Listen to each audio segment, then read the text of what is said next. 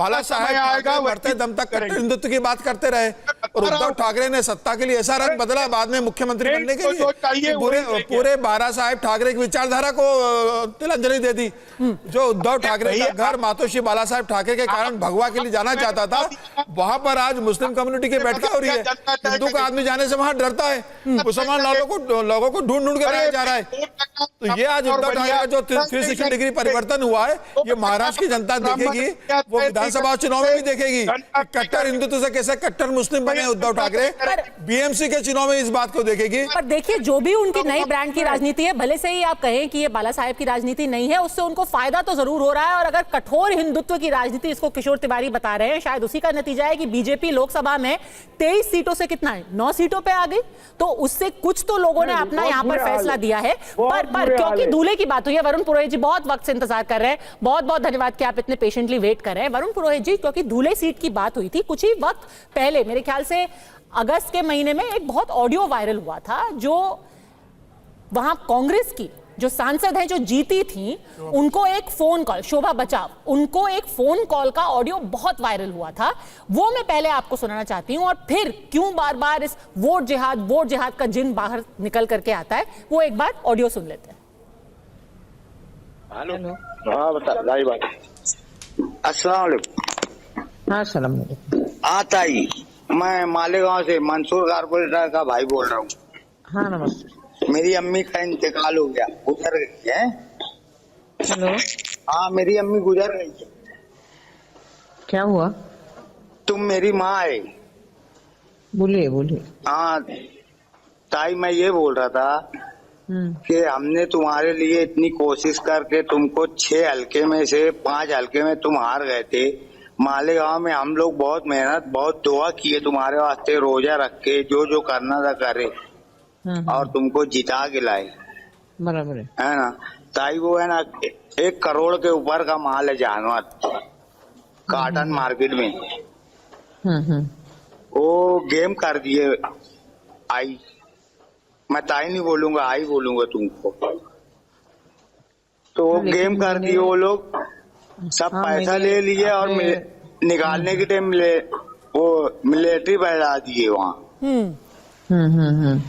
ताई, खुदा के वास्ते हमारी मदद करो, हमने तुमको जिताया ना।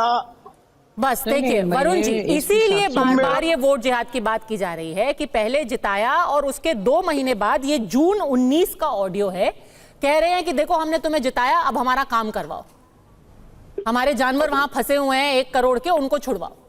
इसीलिए कह रहे हैं कि ये एक तरीके से जो गिव एंड टेक, जो डील है, उसको वोट जिहाद का नाम दिया जा रहा है।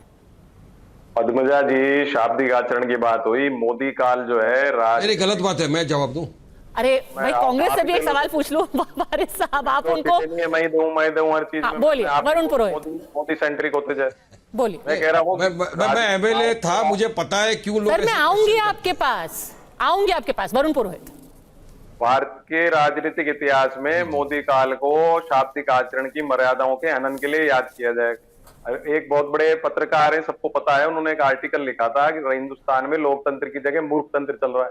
अभी वोट जिहाद जो बीजेपी की बातें कर रही है, पूंजीवादी नीतियों से हटना नहीं चाह रही। आम आदमी महंगाई बेरोजगारी से त्रस्त है, खाली कटोरे बजाने से उनका पेट नहीं भरता है। ये इनकी समझ में नहीं आ रहा। बार बार आप कंसोलिडेशन की जो चर्चा कर रहे हो आप डिबेट में, मुसलमानों ने वोट दिया, अरे भाई मैं जिस मोहल्ले का या इलाके का होऊंगा, मैं खड़ा होऊंगा तो मुझे ज्यादा वोट मिलेगा। अभी हरियाणा में जैसे जाट राजनीति आप करते हो, बात करते हो, जहां जाटों का कैंडिडेट जाटों को देगा। ये जातिवाद भी खूब है। और जहां तक बीजेपी की बात है, क्या खाली 10%, 20%, 15% मुसलमान होते हैं तो वही दे रहे हैं क्या विपक्ष को? बाकी सब बीजेपी को दे रहे हैं क्या? हिंदू भी तो नहीं दे रहे ना उनको। हिंदुओं के भी तो वोट कम हो रहे हैं बीजेपी के। तो भारतीय जनता पार्टी जो मोदी सेंट्रिक भारतीय जनता पार्टी, अटल जी अडवाणी जी की बात नहीं कर रहा हूँ, ये बार बार एक पोल कल्पित एक इन्होंने क्रिएशन कर लिया, उसमें अपना राजनीतिक अस्तित्व जैसे योगी आदित्यनाथ जी ढूंढ रहे हैं, जैसे फडणवीस ढूंढ रहे हैं। आज कई राज्यों में भारतीय जनता पार्टी की जो शत्रप है, वो अपने राजनीतिक इतिहास, अपने अस्तित्व की लड़ाई लड़ रहे हैं। तो उनको दिख रहा है कि हम हारेंगे, लेकिन फिर भी पूंजीवाद की जो राह है उससे हटना नहीं चाह रहे। आम आदमी की महंगाई बेरोजगारी की बात नहीं करते, इधर उधर के आंकड़े ला करके जगलरी करते हैं। अरे भाई, पब्लिक का पेट जो है ना वो भरना चाहिए, पब्लिक को, युवाओं को रोजगार मिलना चाहिए। मन की बात करने से लोग हो गए परेशान, हो गए, इनसे बोर हो गए। पर आपने ऑडियो पे कुछ नहीं बताया। जब ऐसा लेन देन होता है, वोट के बदले हमारा काम कराओ किसी समुदाय विशेष का, तो वोट जिहाद की फिर डर तो लगेगा ना।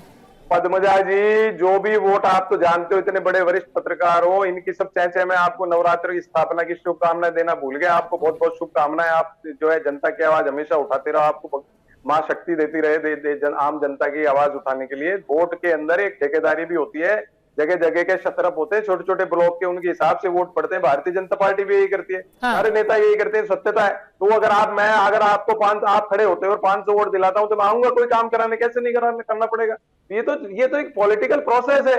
भारतीय जनता पार्टी जो पुलिसिया फॉर्मेट की पार्टी है, इनको डेमोक्रेटिक प्रोसेस में किसी प्रकार से विश्वास ही नहीं। कंसोलिडेशन क्या हो गया? अरे क्या मुसलमानों के वोट हटा दोगे क्या? वोटिंग राइट खत्म कर दो उनका फिर, अगर आप यही ऐसी प्रकार की चीज करना चाहते हो देश के अंदर। तो ये मैं इनकी जो साइकोलॉजी है वो ये बदलना नहीं चाह रहे हैं। और 2024 अभी जो चुनाव का परिणाम आया, क्यों इनका विपक्ष तो भारत जोड़ो यात्रा के अलावा पैन इंडिया कोई आंदोलन नहीं कर पाया। मैं आज फिर कह रहा हूँ, वोट मोदी के पक्षकार, मोदी के विपक्ष का है। जनता मोदी अमित शाह की जोड़ी से परेशान हो गई, संघ तक परेशान हो रखा है इनसे। ठीक है।